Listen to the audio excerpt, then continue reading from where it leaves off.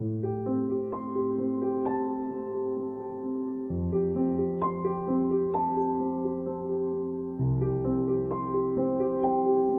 جلال الدین رومی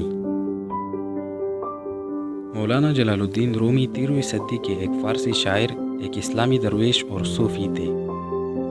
وہ ایک عظیم ترین روحانی پیشوا تھے اور ممتاز شاعرانہ صلاحیت کے مالک تھے۔ اس نے روحانی دنیا کو بیان کرنے کے لیے روزمرہ زندگی کے حالات کو استعمال کیا۔ رومی کی نظموں نے خاص طور پر افغانستان، ایران اور تاجکستان کے فارسی بولنے والوں میں خاصی مقبولیت حاصل کی۔ عظیم شاعر کی لکھی گئی نظموں کا مختلف زبانوں میں ترجمہ کیا گیا ہے۔ جلال الدین رومی 30 ستمبر 1207 عیسوی کو بلخ، موجودہ افغانستان میں پیدا ہوئے۔ ان کے والد بہاد الدین ولاد ایک عالم دین، فقیہ اور صوفی تھے، جبکہ ان کی والدہ کا نام مومنہ خاتون تھا۔ جب منگولوں نے وسطی ایشیا پر حملہ کیا تو 1215 عیسوی اور 1220 کے درمیان رومی اپنے اہل خانہ اور شاگردوں کے ایک گروپ کے ساتھ بلخ روانہ ہو گیا۔ ہجرت کرنے والے کارواں نے بغداد، دمشق، ملاٹیا، سیواس اور قیصر سمیت مسلم سرزمینوں میں بڑے پیمانے پر سفر کیا۔ مکہ مکرمہ میں زیارت کرنے کے بعد وہ آخرکار موجودہ مغربی ترکی میں واقع کونیا میں آباد ہو گئے۔ اس وقت رومی کے والد ایک اسلامی مذہبی ماہر، ایک استاد اور مبلغ تھے۔ رومی اپنے والد کے طالب علموں میں سے ایک سید برہان الدین محقق ترمازی کا شاگرد تھا۔ سید ترمازی کی رہنمائی میں انہوں نے تصوف پر عمل کیا اور روحانی امور اور روحانی دنیا کے رازوں کے بارے میں بہت زیادہ علم حاصل کیا۔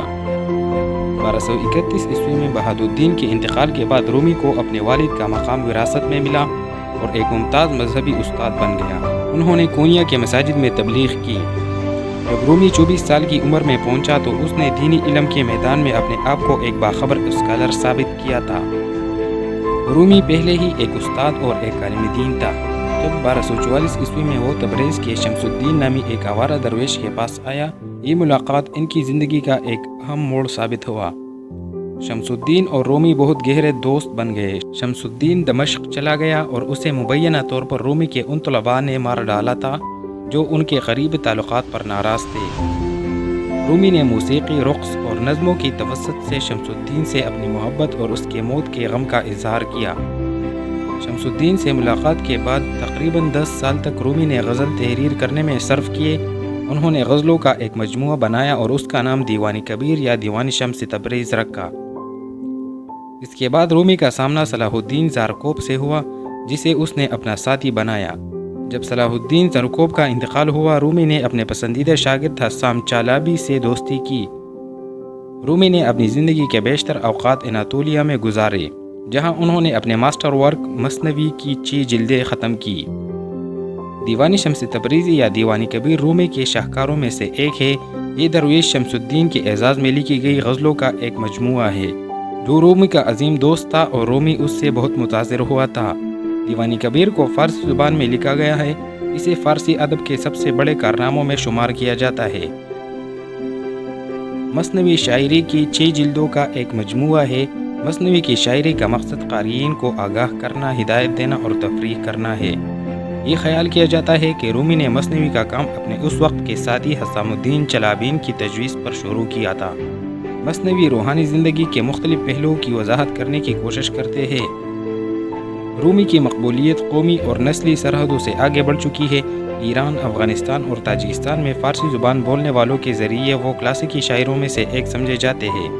کئی سالوں سے انہوں نے ترک ادب پر بہت اثر ڈالا ہے۔ رومی 17 دسمبر 1273 عیسوی کو سلیاق سلطنت کے علاقے کونیا میں دنیا سے رخصت ہوا، جو اس وقت ترکی کے اندر ہے۔ انہیں کونیا میں اپنے والد کے ساتھ دفن کیا گیا۔ رومی کی یاد میں مولانا مقبرہ کے نام سے وہاں مقبرہ تعمیر کیا گیا، جو ایک مسجد، درویشوں کی رہائش گاہ اور ایک ڈانس ہال پر مشتمل ہے۔ اس مقدس مقام کا دورہ دنیا کے مختلف حصوں سے آنے والے ان کے پرستار کرتے ہیں۔ تو یہی تھی رومی کی بائیوگرافی۔ اگر آپ کو ویڈیو پسند آئی ہے تو ہمارے چینل کو سبسکرائب کیجیے اور بیل آئیکن کو بھی دبائیے۔ شکریہ۔ السلام علیکم۔